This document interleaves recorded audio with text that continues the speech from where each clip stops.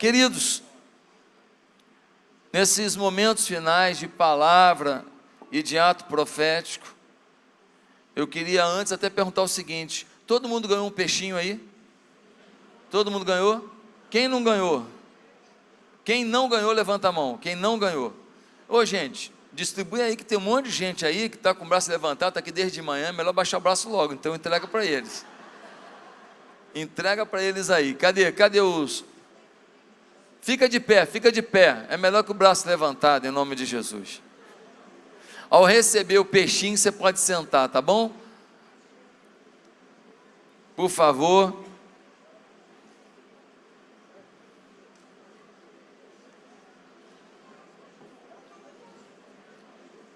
Antes da mensagem, é legal distribuir para a gente não perder tempo no momento que a gente vai ter. Ao receber o peixinho, você pode sentar, tá bom?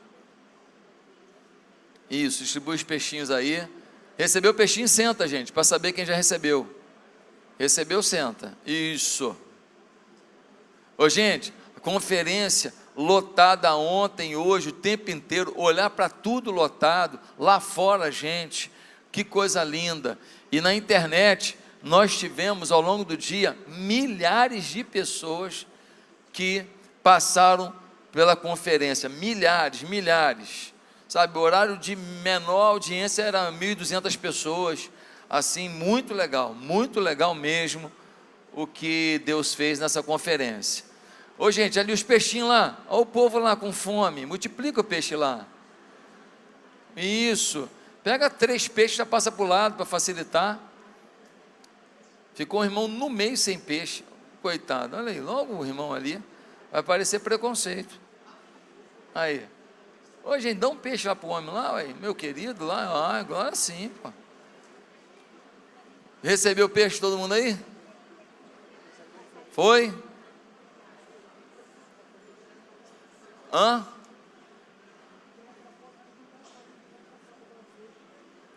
Pessoal, todo mundo recebendo aí os peixinhos aí? Para a gente ir para o último momento. Eu vou pedir para o tecladista ficar aqui com uma música bem suave durante a mensagem, por favor.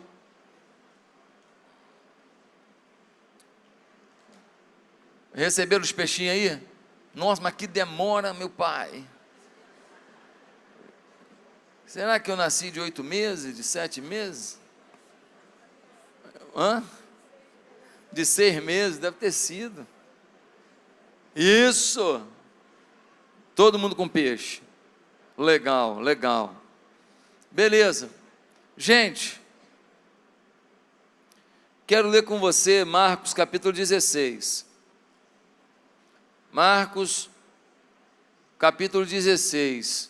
E eu tenho a expectativa de que Deus vai falar alguma coisa muito forte com você nessa hora, complementando tudo aquilo que você ouviu ao longo dessa conferência. Nós vemos assim em Marcos 16, a ressurreição de Jesus.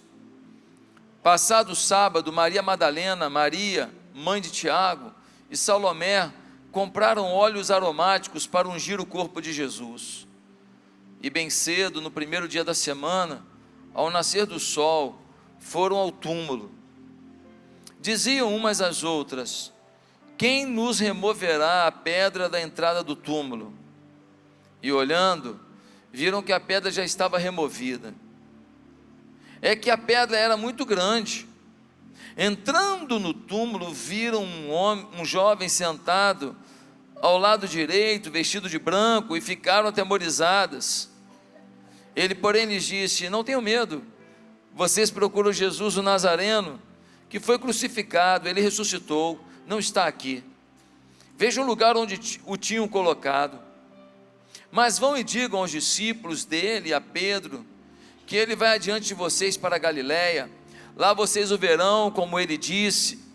E saindo elas, fugiram do sepulcro, porque estavam tomadas de temor e assombro, e não contaram nada a ninguém, porque estavam com medo.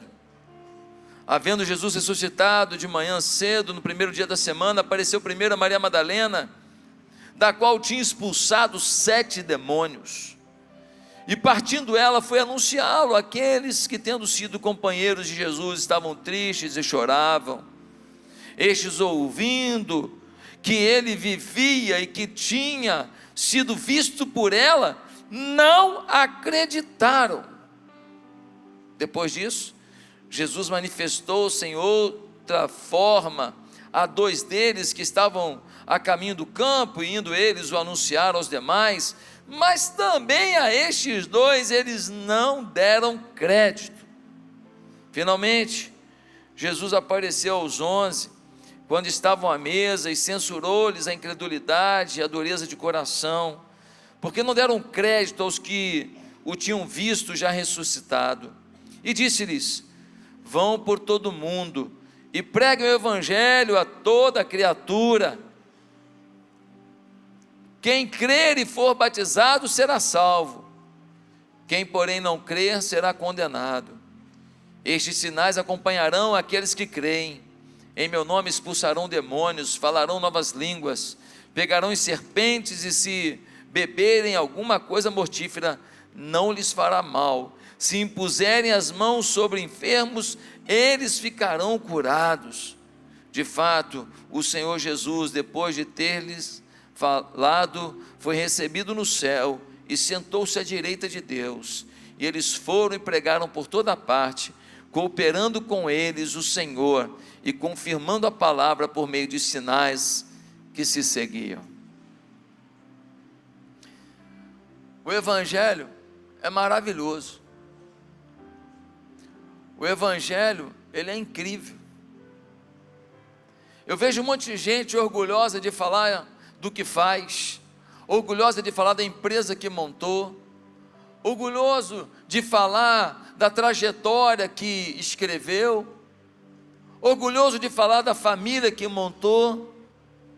Mas o Evangelho é a coisa mais escandalosamente incrível que existe na terra.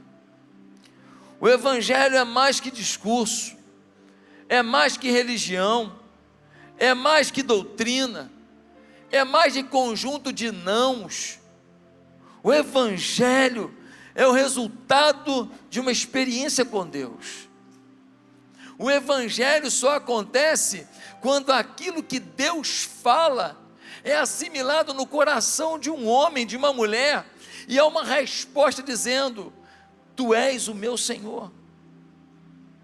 O Evangelho é o homem ter um encontro não apenas com Deus, é ter um encontro com a paz. O homem pode conquistar o que quiser, ele pode avançar e chegar a lugares inacreditáveis. Se ele não tem o Evangelho, ele não tem a paz, ele não tem a vida abundante, ele não tem o refúgio, ele não tem um socorro bem presente no dia da angústia, ele não tem a serenidade diante das ameaças, ele não tem a capacidade de se reinventar diante das lutas da vida e das perdas da vida. O Evangelho é descobrir um propósito de vida, porque o Evangelho faz com que a gente entenda para que fomos chamados e como podemos exercer esse chamado, e na força de quem faremos o nosso chamado. Sem Evangelho, o homem pode falar de propósito, ter programa de coach, pode ter o inferno que seja, querido, sem Deus não tem propósito. É o Evangelho é essa coisa extraordinária. O Evangelho também é o caminho para o céu. A gente quer uma vida abundante, e a Bíblia diz que tem uma vida abundante que é eterna, e não tem outro caminho para essa vida abundante. As boas obras não levam para lá, ter um tipo de adoração a qualquer divindade não leva para lá, ser uma pessoa boazinha não leva para lá, acreditar em duende não leva para lá. Só tem um jeito: o Evangelho. O Evangelho também é radical. O Evangelho corta reto. Eu não estou dizendo que o Evangelho bate nos outros, que o Evangelho desrespeita os outros, ou que o Evangelho não ama ninguém. Eu só estou dizendo que o Evangelho diz o que é certo e pronto. O Evangelho não negocia.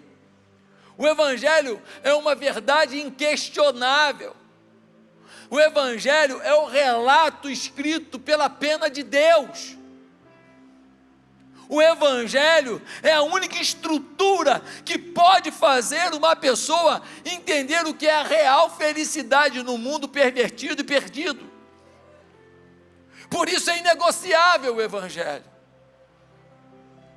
O Evangelho, ele é as boas novas do Espírito. Boas novas nós precisamos, porque a vida nos prega peças toda hora. Eu sempre digo que um dia muda a tua história. Quando alguém está criticando o outro, ali a família ali, ó, isso é porque o pai é assim, isso é porque a mãe foi assim. Eu não gosto muito não, mas tem um ditado antigo que diz assim: não cospe para o alto que vai cair na tua cara. Uma pessoa que acusa e que julga os outros, ele é um delinquente de si mesmo, porque você está a um dia do pior dia da sua vida, ou a um dia do melhor dia da sua vida. O amanhã você não tem domínio. Um casal esperando um bebê, sonhando, faz o quarto, bota os brinquedinhos, oram lá, se ajoelham lá. Por 9 meses, está para nascer. Vamos olhar o coraçãozinho, e o coraçãozinho não está batendo mais. Quem está livre disso? Quantas vezes eu tive que consolar famílias que passaram por isso? E aí você faz uma cesárea para tirar algo morto que você queria que vivesse. Um filho voltando para passar o dia das mães com a sua mamãe querida, médico, menino de Deus, na estrada, ele bate de frente para um caminhão, e no dia das mães ele não chega, e a mãe liga, e finalmente alguém atende, e aí se descobre que no dia das mães nunca mais ela teria aquele abraço. A vida, ela nos apresenta situações difíceis, por isso nós precisamos do Evangelho. É o Evangelho, é o Evangelho. E quantas vezes eu e você, nós estamos negociando o Evangelho, porque a gente olha um carro, olha uma casa, olha uma camisa, olha uma roupa, olha um relógio, olha uma viagem, olha uma situação, olha um status, olha o número de seguidores, olha um monte de coisa, e aí a gente se preocupa com um monte de coisa. A única coisa que a gente não se preocupa muitas vezes é o Evangelho. Sabe, um homem pobre, nascido em comunidade, no Rio de Janeiro, se tornou um empresário bem-sucedido, e o seu único valor é o dinheiro, e por conta disso ele começou a fazer as suas festas, bebedeiras, música, pagodes. Ele começa a curtir, porque agora ele tem dinheiro, e na infância toda dele ele viveu escassez. Seu relacionamento conjugal se perde, sua família é detonada, o respeito entre ele e sua esposa se acaba, finalmente o casamento acaba, os filhos de alguma maneira satisfeitos, porque não aguentavam mais ver o clima de horror que era aquele casamento. Alguém convida esse homem para vir aqui, alguém convida essa mulher para vir aqui, tudo destruído, tudo acabado, a família acabou, o diabo venceu, mas alguém traz ele aqui, alguém traz ela aqui, não juntos, eles conhecem o Evangelho, eles restauram a família, e hoje ele é um dos principais pastores dessa igreja, pastor Robson.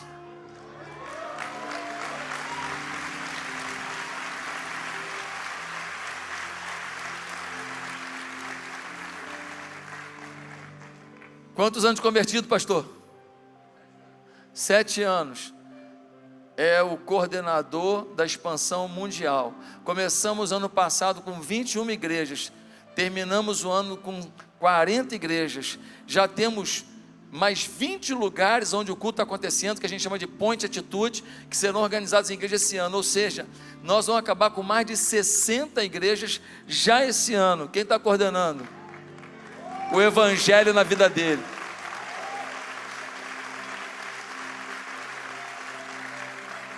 Você vibra com o Evangelho? Eu vibro, porque a melhor versão das pessoas é restaurada, a beleza das pessoas é aprimorada, o brilho das pessoas se revela. Quem faz isso? O Evangelho. E esse texto nos mostra de forma muito clara por que o Evangelho é maravilhoso. E eu queria pensar com você, por quê? Primeiro, nós precisamos entender o que aconteceu aqui. Dia da ressurreição de Jesus, Maria Madalena, mais algumas amigas, elas compraram alguns óleos aromáticos para ir de alguma maneira ungir o corpo de Jesus. Os discípulos estavam chorando, choramingando, se escondendo, mas elas decidiram ir até o local onde o corpo estava para adorá-lo, ainda que morto, para reverenciá-lo, ainda que morto. Quando elas chegam lá, o corpo não está, e elas olham para um lado e veem um jovem vestido de branco, olhos que brilham, cabelo que brilha, uma face que brilha. Assustadas elas ficam, e então aquele que um anjo era diz: vieram procurar por ele, né? Ele não está aqui, ele ressuscitou. E ele deixou um recado. Ele pediu para os discípulos irem para Galiléia, porque lá ele os encontrará e dirá como serão os próximos capítulos da história do Evangelho. As mulheres saem e chamam os apóstolos que caminharam com Jesus e contam isso. Eles não acreditaram. Jesus, indo para Galiléia, encontra também com 2 homens e se revela para eles. Eles voltam a Jerusalém, contam para os discípulos: olha, encontramos Jesus, ele ressuscitou. E eles não acreditaram. Até que finalmente Jesus os encontra, fala com eles que não foi legal essa descrença, mas os convida a pregar o Evangelho. E diz a eles: preguem, e eu lhes darei um poder que vocês nunca viveram, para que as palavras de vocês sejam embebidas de sinais e maravilhas, e de poder e glória, porque este é o Evangelho. Quais são as lições aqui? Porque o Evangelho é maravilhoso. Primeiro, porque o Evangelho, ele não tem preconceito com a sua história pregressa. A primeira mulher que aparece ali é uma tal de Maria Madalena. Essa mulher está aqui, no versículo 9, a gente lê: havendo Jesus ressuscitado de manhã cedo, no primeiro dia da semana, apareceu primeiro a Maria Madalena, da qual tinha expulsado 7 demônios. Quem é a primeira pessoa a descobrir que o Salvador ressuscitou? Uma mulher que tinha 7 demônios. Por que ela tinha 7 demônios? Quais eram os pactos que ela fazia? Alguns acreditam que ela fosse uma prostituta, que participasse inclusive de rituais, e os demônios iam e voltavam e tomavam a sua vida. Uma pessoa impregnada do mal. Mas quando ela se converte, conhece o Evangelho, Jesus fala: é para ela que eu vou revelar em primeiro lugar que eu voltei. Queridos, o homem convertido pode até ter preconceito com a vida pregressa de alguém, mas o evangelho não. Alguém pode chegar na igreja e alguém olhar, uma mulher olhar e falar: naquela moça ali tinha uma vida esquisita, quero perto do meu marido. Não, o ser humano pode até fazer isso, o evangelho não. Um cara pode olhar para o outro e falar assim: aquele cara passava todo mundo para trás, está aqui na igreja agora, é ruim de eu ficar perto dele. Pode até ter um preconceito de alguém com alguém, pessoas falhando, mas o evangelho não. O evangelho olha para alguém com a vida torta, estragada, pervertida, detonada, e fala: se eu cheguei, mudou. Se eu cheguei, começou de novo. É isso que diz 2 Coríntios 5,17, dizendo que nós somos nova criatura, as coisas velhas já passaram, eis que tudo se fez novo. Como é gostoso saber que a gente pode fazer tudo novo, porque algumas fases das nossas vidas foram esquisitas, talvez mentiras, talvez adultérios, talvez enganos, talvez vaidades, talvez atitudes que você tem até vergonha de comentar, talvez pornografia, talvez uma ida a uma casa de prostituição, talvez uma orgia. Nossa, quanta coisa bagaçada, horrenda, depreciante, maléfica, demoníaca. Mas aí vem o evangelho e fala: e aí? É evangelho mesmo? É. Zerei. Começa de novo. Zerei. Começa de novo. É maravilhoso pensar no que o evangelho faz. Nome do homem: Paulo, filho de um pastor assembleano. Paulo vai crescendo e começa a ter uns trejeitos esquisitos. O pai orienta o filho, demonstra amor, mas o filho faz escolhas. Começa a andar com pessoas que o incentivam a viver aquilo, ele se torna um travesti. Pior que isso, Paulo se tornou um prostituto travesti. Ele vai para a rua e vende o corpo. Ele vira para o pai e fala: pai, olha a vida que eu estou levando, eu vou dar um jeito de morar com as minhas amigas. O pai sofrido, dolorido, pastor, fala: meu filho, eu não concordo com a vida que você vive, mas deixa eu te falar uma coisa e nunca esqueça: independente do que você fizer da tua vida, você nunca vai deixar de ser meu filho. Aqui é a tua casa. Quando você voltar das coisas que você está fazendo, sempre a porta estará aberta na tua casa. O Paulo conta no seu testemunho que o seu pai muitas vezes ia no ponto onde ele vendia o corpo, ia lá de madrugada porque não estava conseguindo dormir, ficava orando pelo filho, ia até lá e passava com o carro e falava: Paulinho, quer ir para casa não? E ele, de batom, bolsa, vestido, saia, unhas, cabelo, ele falava para os outros travestis: é meu pai, ele não desiste de mim. Tá bom, pai, eu vou. E ele ia rebolando até o carro. Seu pai o colocava: ô filho, que bom te ver, vamos para casa. Anos de luta, de lágrima. Mas um dia o Paulo encontrou o evangelho.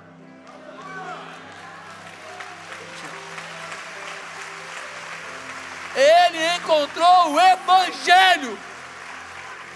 E quando ele encontrou o evangelho, tudo aquilo que era o fetiche da vida, tudo aquilo que era o desejo da vida, tudo aquilo que parecia maior do que ele, cai por terra.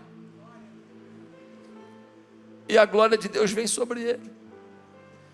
E ele começa a testemunhar pelo Brasil, ele começa a pregar pelo Brasil, ele começa a ganhar vidas pelo Brasil, e ele começa a declarar que Jesus Cristo transforma qualquer pessoa, independente do nível de compromisso com o inferno que já teve. Em segundo lugar, por que o Evangelho é maravilhoso? Porque muda completamente os valores de qualquer pessoa. Essa mulher provavelmente ganhava dinheiro para se vender. Agora, no versículo 1 diz assim: Maria Madalena, Maria, mãe de Tiago e Salomé, compraram óleos aromáticos para ungir o corpo de Jesus. Antes, ela vende o corpo para viver o que quer. Agora, ela gasta dinheiro para viver o que Deus quer. Agora, ela compra óleos aromáticos para falar: o meu Salvador morreu, mas pelo menos ele vai estar embalsamado com dignidade, pelo menos ele vai estar num túmulo perfumado. Eu não tenho mais como falar com ele, ouvir suas palavras, eu não tenho mais como tocar nele e sentir o calor do seu corpo, eu não tenho mais como ser abraçada por ele e me sentir amparada. Ele me restaurou, mas agora eu não posso mais, mas pelo menos eu quero que ele tenha dignidade, eu quero honrá-lo, eu quero adorá-lo, ainda que morto. Que transformação! Valores são nossas prioridades internas, sabe, gente? A maioria das pessoas que estão nas igrejas, elas não sabem seus reais valores. Declaramos valores, mas não vivemos esses valores, e você não é o que você declara, você é o que você vive. Dizemos que amamos a Bíblia, mas não lemos. Dizemos que amamos estar na presença de Deus, mas não oramos. Dizemos que estamos a serviço do Senhor, mas não ganhamos ninguém para Jesus o ano inteiro, não vai ninguém para o céu por nossa conta. A gente vive para o nosso umbigo, para o nosso desejo, a gente está nem aí para a salvação do mundo. Então são valores que não são nossos. Onde está teu tempo e teu dinheiro, aí está teus valores. Onde está teu tempo e teu dinheiro, aí estão teus valores, queridos. Lembra de Zaqueu?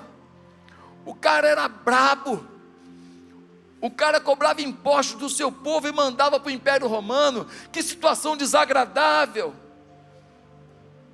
ser você alguém que tira do seu dinheiro para bancar um outro império, e não para satisfazer a sua própria nação. O Zaqueu é a expressão do domínio, mas para piorar, o cara ainda era ladrão, ainda cobrava acima do valor, ainda tirava de pessoas pobres mais do que deveriam dar por aquilo que Roma havia definido. Um bicho ordinário, maldito, egoísta.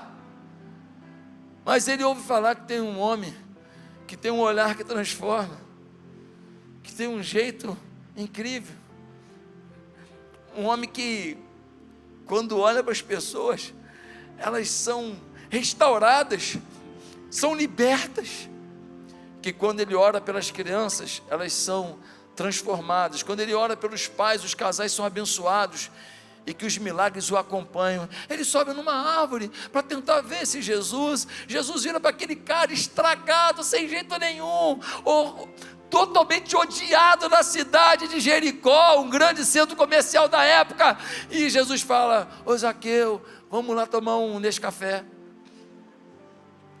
vamos lá, tem pão de queijo lá, quero ir na tua casa.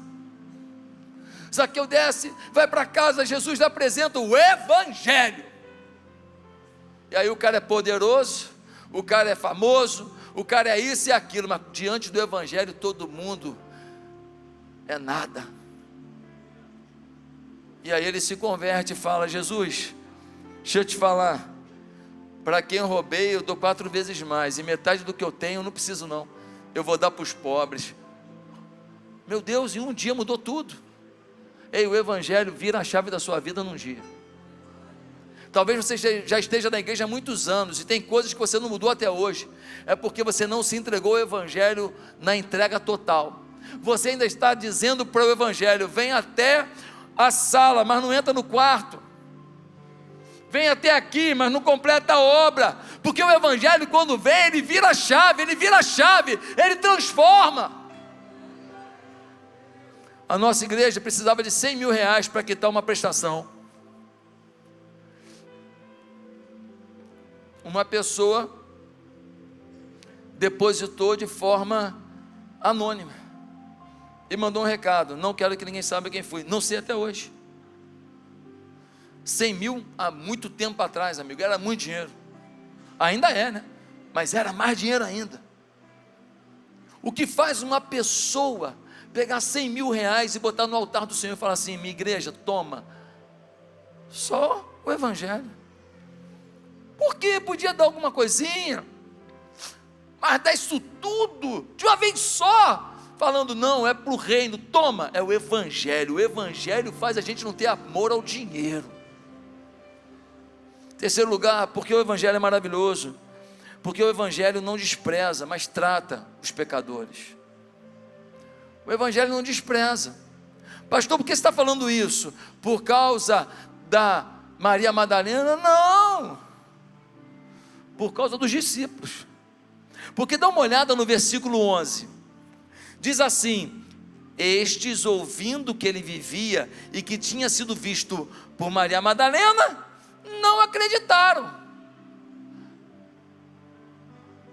Versículo 12, depois disso Jesus manifestou-se em outra forma a 2 deles que estavam no caminho do campo, e indo eles o anunciaram aos demais discípulos, mas também a estes dois, eles não deram crédito. Irmão, esses caras viram multiplicação dos pães, sim ou não? Esses caras viram a ressurreição de Lázaro, sim ou não? Esses caras viram um cego de nascença vendo, sim ou não? Esses caras viram o paralítico lá do tanque de Betesda levantando, sim ou não? Esses caras viram 10 leprosos sendo limpos instantaneamente pela ação do poder de Jesus, sim ou não? Esses caras foram avisados por Jesus que ele morreria e ressuscitaria ao terceiro dia, sim ou não? E os caras duvidaram. Pensa nos jagunços ruins, igual a gente. É animador isso. Eles também tinham crise de fé, eles também ficavam entre a fé e a razão, eles também tinham suas lutas interiores, mesmo com tanta aproximação de Jesus. Quando Maria Madalena falou: ele ressuscitou, os caras: está vendo novela, hein? Chegam mais 2 discípulos e falam: nós estávamos indo no caminho de Emaús, encontramos com ele, o mestre está vivo. Já é a segunda informação que eles dizem. Nossa, Se eu sou Jesus, pô, fica ruim esse negócio. Sim ou não? E você? Jesus fica chateado com isso. E aí olha o que diz o texto, no versículo 14, diz assim: finalmente Jesus apareceu aos 11, quando estavam à mesa, e censurou-lhes a incredulidade e a dureza de coração, porque não deram crédito aos que o tinham visto já ressuscitado. Jesus senta com ele e fala: cara, vocês, pelo amor de Deus, cara, como que vocês duvidaram? O que faltava eu fazer? Eu peguei 5 pães e 2 peixinhos, alimentei 10 mil pessoas. O que faltava eu fazer? Eu peguei um homem com 4 dias fedendo dentro do túmulo e fiz o cara levantar que nem uma múmia, assustou todo mundo. O que faltava eu fazer? Eu ainda falei que eu ia ressuscitar. Por que vocês duvidaram? Jesus chama atenção? Sim, mas olha como que é o evangelho. Ele chama a atenção do pecado, ele mostra o pecado, mas ele não despreza o pecador. Versículo 15, diz assim: vão, e disse-lhes: vão por todo mundo, e pregue o evangelho a toda criatura. O que Jesus está dizendo? Pisaram na bola, hein? Foi legal não, mas Felipe, não vou desistir de você. Nádia, não vou desistir de você. Valéria, não vou desistir de você. Pisou na bola. Edna, pisou na bola. Não gostei não, tá? Mas o meu amor por você é maior que teu erro. O meu amor por você é maior do que essas palhaçadas que você faz. O meu amor por você é maior do que essas atitudes que você tem ridículas, de colocar coisas e colocar oportunidades e colocar um monte de coisas na minha frente. É ridículo, porque eu já me manifestei a você, eu já te mostrei o quanto eu te amo, mas eu consigo acreditar que você pode ainda me dar algo melhor. Ele fala para eles: olha, vacilaram, hein?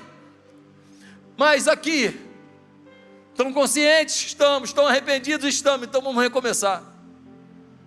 Vão pregar o evangelho. Eu não tenho time B, o meu time são vocês. São imperfeitos, mas é o meu time, porque o evangelho reconfigura vocês para fazer de novo e fazer certo. Meus queridos, uma igreja que não fala de pecado e rejeita o pecado não é bíblica, mas uma igreja que despreza quem pecou também não é bíblica. Tem muita igreja que não fala de pecado, para mim não é bíblica, mas tem muita igreja que joga fora o pecador, também não é bíblica. O que a gente vê no evangelho é que o evangelho, ele confronta, trata e cura. Ele confronta, trata e cura. E mais do que curar, ele envia, ele acredita, ele potencializa. E é por isso que o cara mais estragado do mundo, o maior drogado do mundo, o maior bandido do mundo, o maior adúltero do mundo, o maior sonegador do mundo, quando ele entrega a vida a Jesus, chega na igreja, ele fala assim: eu entreguei a vida a Jesus, eu quero ser pastor. Todo mundo fala o quê? Aleluia, glória a Deus. Se for na Assembleia de Deus, aleluia, glória a Deus muitas vezes, para a glória de Jesus. Por quê? Porque o evangelho acredita na restauração. Tem alguém que você desistiu? Tem alguém que você nem ora mais? Tem alguém que você não fala mais nada? Tem alguém que você não investe mais nem um centavo? O evangelho nos ensina que não desistimos de ninguém. Mas em quarto lugar, porque o evangelho é maravilhoso? Porque nos dá a oportunidade de viver um propósito de Deus. O evangelho não diz para a gente viver um propósito nosso. É muito comum falar assim: descubra o propósito da sua vida. E muita gente, quando escuta essas falas, esses treinamentos, essas mentorias, eu também faço mentorias, treinamentos, eu sei muito bem o que estão dizendo. Muitas vezes se fala de um propósito em que você descobre um propósito seu, para fazer um chamado seu, para atingir o sucesso seu. Mas isso não tem nada a ver com o evangelho. Porque o propósito da gente, seja médico, engenheiro, manicure, cabeleireiro, pipoqueiro, astronauta, pastor tempo integral, o propósito da gente está em Deus, começa nele e termina nele. É fazer com que no campo de futebol, nós temos vários atletas aqui, no campo de futebol eles façam daquele campo o seu púlpito. O engenheiro, no meio daqueles projetos e cálculos, ele faça daquele ambiente o seu púlpito. O professor que está lá com aquela audiência, faça daquela audiência o seu púlpito. Ah, mas não pode pregar o evangelho na escola, tal. Irmão, olha só, tu não deixa de ser crente quando está na escola. O capeta fala o que quer. Só os crentes que ficam com medo. O capeta fala o que quer para o teu filho. O demônio fala o que quer para a tua filha. Mas nós estamos cheios de medo de falar o que Deus quer que a gente fale. Meus amados irmãos, e o que eu acho mais bonito é que no versículo 17, olha o que a gente vê no versículo 17, diz assim: estes sinais acompanharão aqueles que creem em meu nome, expulsarão demônios, falarão novas línguas, pegarão em sementes, e se beberem alguma coisa mortífera, não lhes fará mal, se impuserem as mãos sobre os enfermos, eles ficarão curados. Ou seja, Deus está falando: olha, eu tenho um propósito na tua vida, e esse propósito envolve poder. Poder. Tua oração vai ter poder, tua vida vai ter poder. Quando você chegar no ambiente, se você se encontrar e se fizer um merge da tua vida com o Evangelho, onde você chegar, chegou o meu poder. Quantas vezes você chega num lugar e acontece um mal-estar, alguém não te suporta, você nunca fez nada contra a pessoa, e você fica revoltado, nossa, a pessoa não fala com a gente, não cumprimenta, tem raiva, mal educada. Não, querido, ela não aguentou a representação do poder. A tua presença contagiou o ambiente, então você tem que amar mais ainda essa pessoa, porque o teu poder é maior do que esse repelir que você viu, essa rejeição que você viveu. Eu tinha uma chefe, quando eu trabalhava como consultor, que, nossa, mas de vez em quando soltava umas gracinhas e tal. Eu já contei isso aqui na igreja, e chegou um dia que ela falou: eu queria falar contigo. Eu falei: cara, vou soltar os cachorros nessa mulher hoje eu vou arrebentar ela. O meu dominante subiu. Falei: cara, chega, se ela falar gracinha hoje, porque todo mundo, qualquer coisa, estava tudo bem. Se eu chegasse atrasado 10 minutos, tá difícil, hein? Gracinha. Quando ela veio, eu já estava preparado. Falei: quando a bolinha de ping-pong vier, eu já vou dar a requetada. E ela vira para mim e fala: Josué, ela se dizia agnóstica, você que tem intimidade aí com Deus, tu não pode orar pela minha sobrinha que está com risco de vida, não? Gente, que raquetada que eu tomei. Cara, que vergonha. Eu tenho vergonha disso até hoje, sério mesmo. Até hoje, quando eu lembro, eu falo assim: nossa, tu é pequeno mesmo, hein? Tu é miserável mesmo. Irmão, eu estava no ódio. Eu queria briga. Eu não percebia que ela me agredia, porque tinha algo em mim que ela não via nela. Em último lugar, por que o Evangelho é maravilhoso? Porque nos garante a salvação. Irmão, não tem outro jeito, não tem outro passaporte para a salvação, é o Evangelho. O Evangelho é tudo. No versículo 16, nós lemos de forma tão clara: quem crer e for batizado será salvo, quem porém não crer será condenado. O Evangelho define se você vai para o céu ou para o inferno. O Evangelho define se é vida eterna ou morte eterna. Nós estamos querendo pregar o Evangelho que fala de recompensa, de bênção, de aliança, de carinho, de Deus contigo, de Deus fazendo aqui, fazendo ali, de Deus abrindo porta, de Deus movendo céus e terra para te abençoar, que você é a menina dos olhos de Deus, e tal, para a direita, para a esquerda, para cima, para baixo, tu é o cara. É isso que a gente gosta de falar, e a gente não gosta de falar mais de céu e inferno. Quando eu era pequeno, o meu pai pregava de manhã um sermão para a igreja, de noite um sermão evangelístico. Então praticamente toda noite a gente ouvia falar de céu e inferno, da eternidade, da salvação eterna. Era assim, era o sistema da igreja. A gente cantava Maranata: Cristo vem me buscar, para o céu me levará, e o Cordeiro prometido voltará. Oh, glórias, aleluias, Maranata, vem Jesus, sou liberto pelo poder desta cruz. Vem o Consolador, sua glória em resplendor, sou liberto pelo sangue do Senhor. Cantava toda hora, irmão. Num dia lindo, almejo eu encontrar a eterna glória que prometida está. Toda hora, irmão, era toda hora. Ó Pai, eu queria tanto ver o meu Senhor descer, vindo me encontrar. Eu posso até imaginar a refulgente glória do Senhor Jesus, transpondo as brancas nuvens no mais puro azul, onde nem sul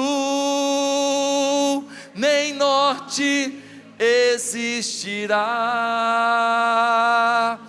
E em meio a lágrimas, sorrisos de alegria e de prazer, eu que era cego agora posso ver, contemplar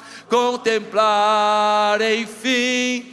Por isso eu canto glória. Fica de pé, vamos lá. Glórias,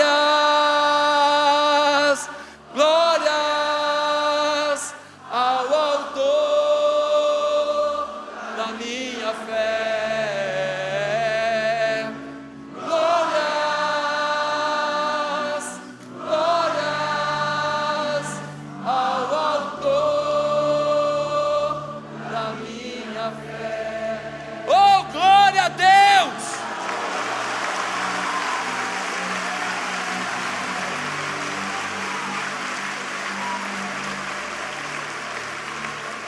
O Evangelho me garante no céu. Não quer ser meu vizinho aqui, vai ser lá.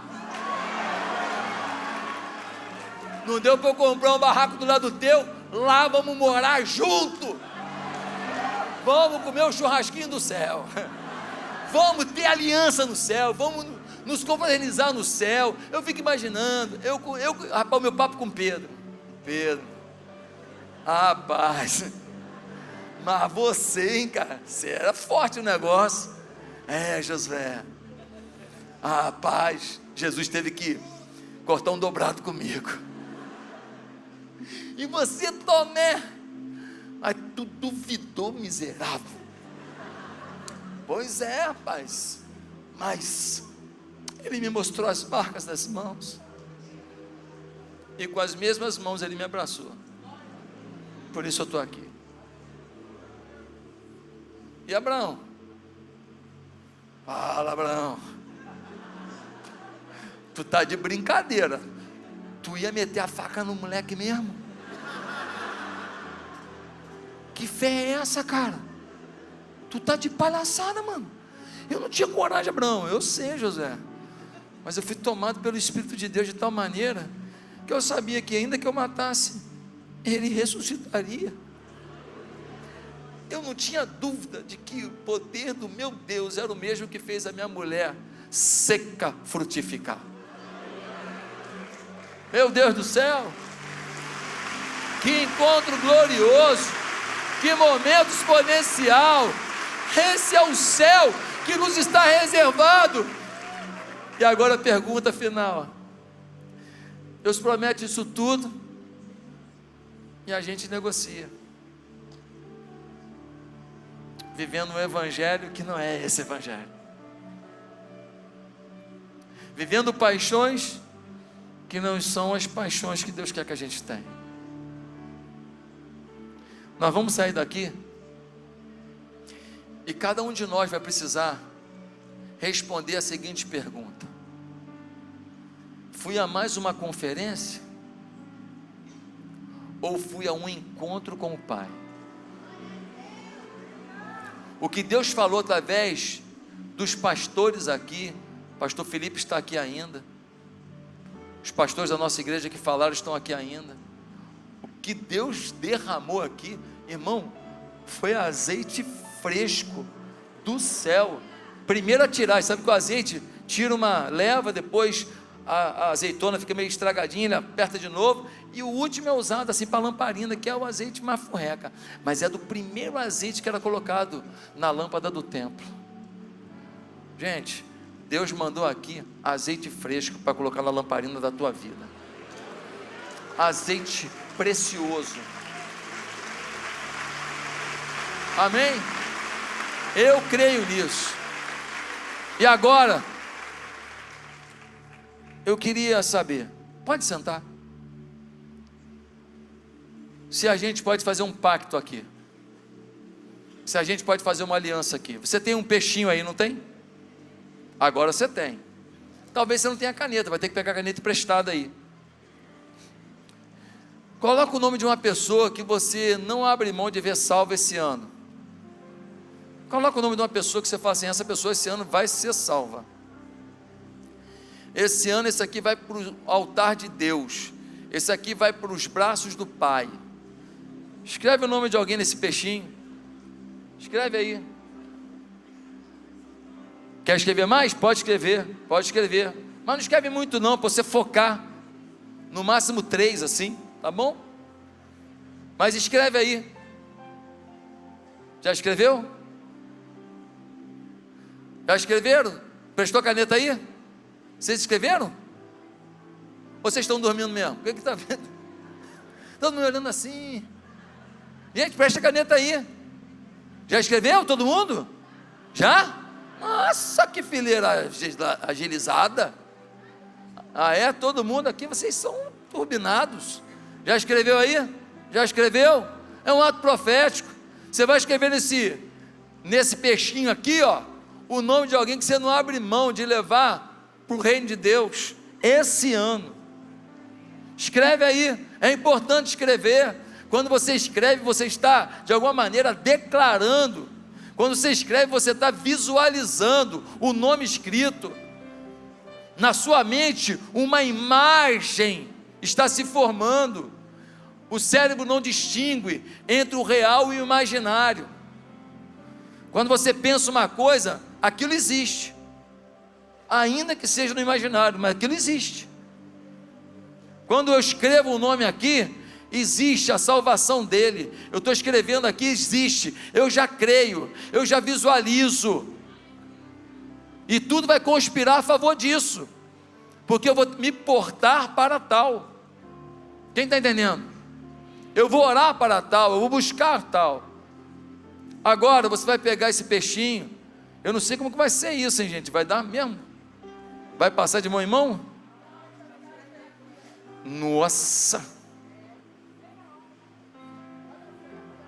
Vai dar certo? Então vamos lá. Então os pastores de rede da igreja vêm aqui para frente. Eles estão com um cestinho de pescar peixe.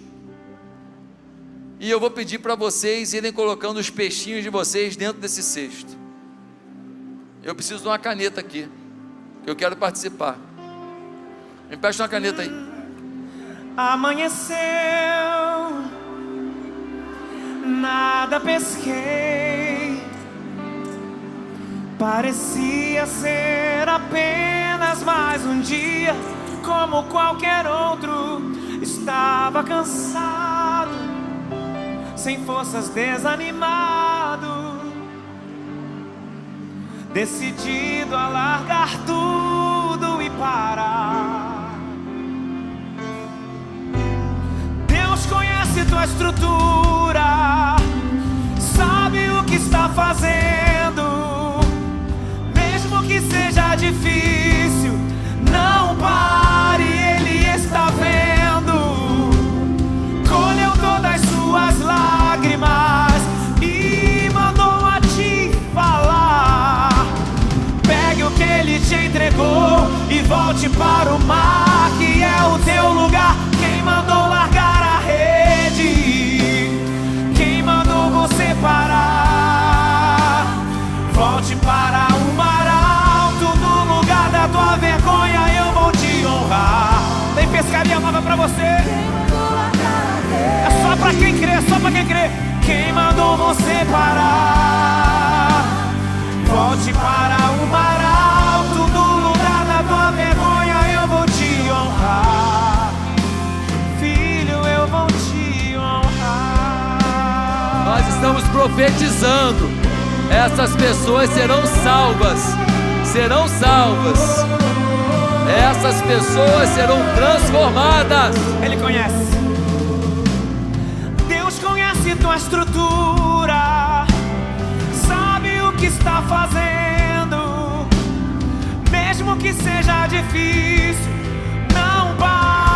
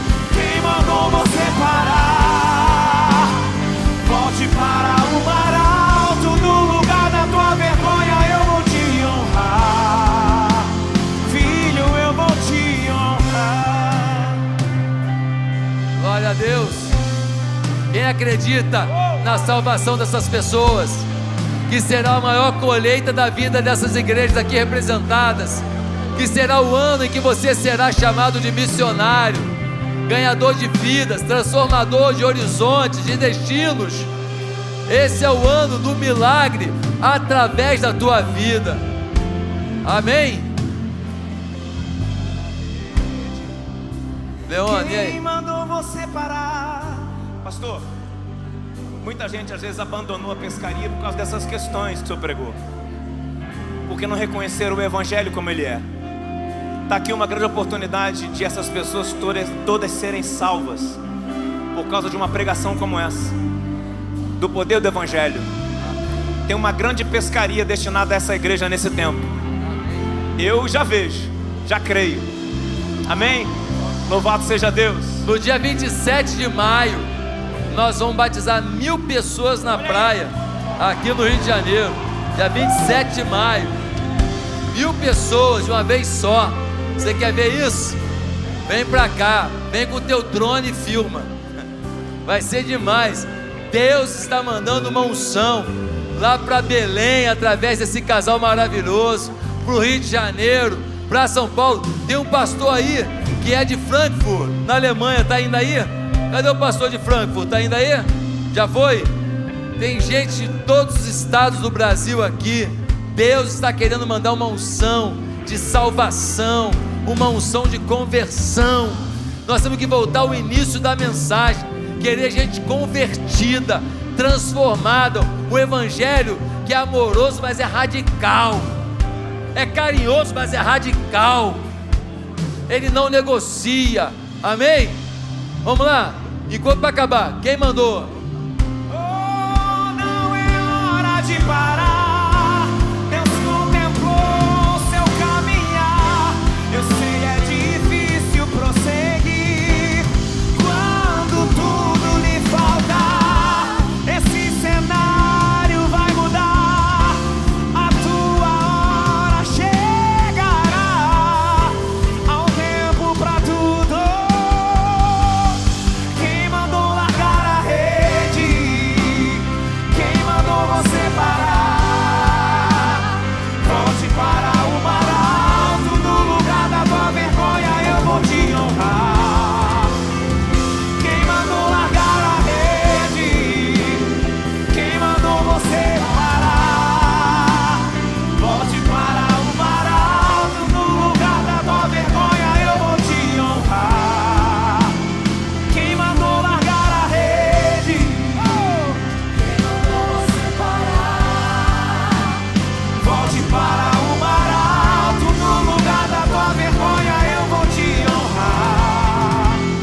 Quem mandou largar a rede? Quem mandou você parar? Volte para o mar alto, no lugar da tua vergonha eu vou te honrar. Filho, eu vou te honrar. As últimas pessoas estão trazendo o seu peixinho, né? Aquela pessoa que você quer ver ao lado de Cristo ainda esse ano. Nós estamos esperando só completar os cestos ali. Essa é a maior pescaria que já aconteceu no Rio de Janeiro, amém? Milhares de pessoas serão salvas através dessa pescaria profética que nós vamos fazer aqui. E no mundo espiritual nós já estamos declarando isso, para depois vermos acontecendo o quê?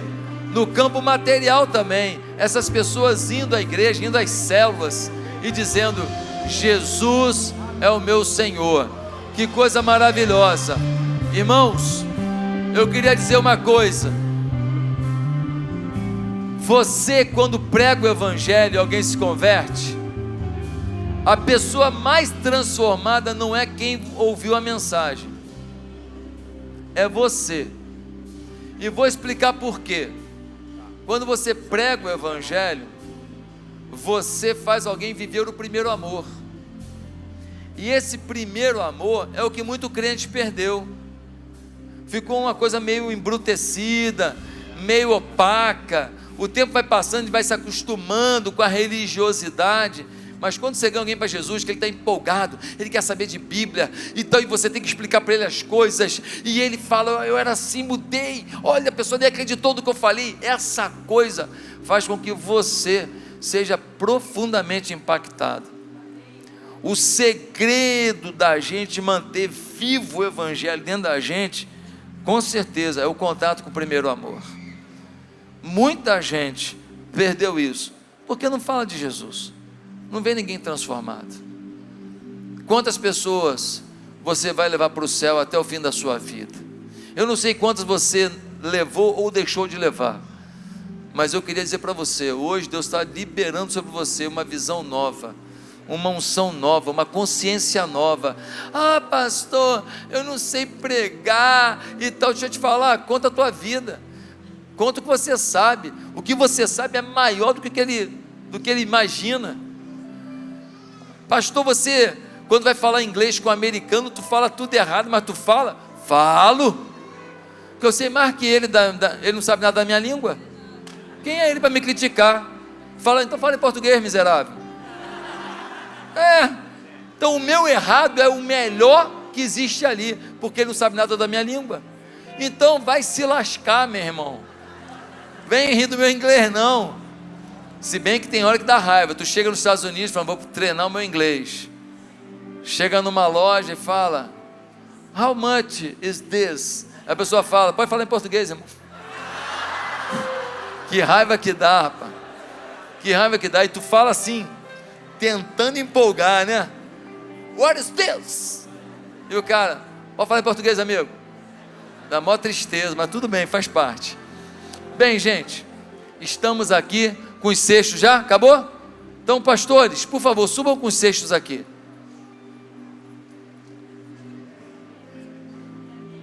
Essa aqui é a rede da salvação. E eu vou pedir que os nomes que você ama, os nomes que você imaginou, só um instantinho, cadê as mulheres? Os nomes que vocês estão colocando diante de Deus, nesse momento que nós vamos jogar na rede da salvação, nós estamos declarando que esses peixes já são do Senhor, amém? Amém? Fica do ladinho aí, fica do ladinho, para ser todo mundo ao mesmo tempo, joga no meio para não cair fora. Então, gente, nós que vamos dizer agora a hora da colheita, tá certo? Vocês podem contar comigo? Vamos lá, vamos juntos? 3, 2, 1, pescaria! Aê!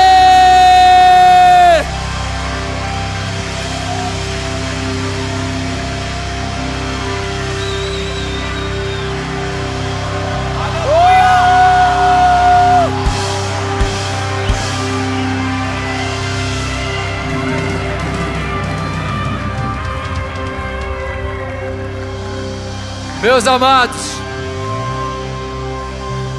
teve uns peixes que caíram fora da rede ali, que já foram evangelizar. Vamos orar, vamos declarar sobre esses nomes todos. Cara, eu vou fazer o seguinte, cata para mim aqui, gente, bota aqui dentro, só para o ato profético ser completo.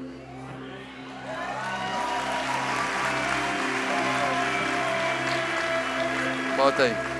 Obrigado, gente, para não ficar nenhum fora. Vamos estender as mãos sobre aqui, esse simbolismo profético. Vamos lá?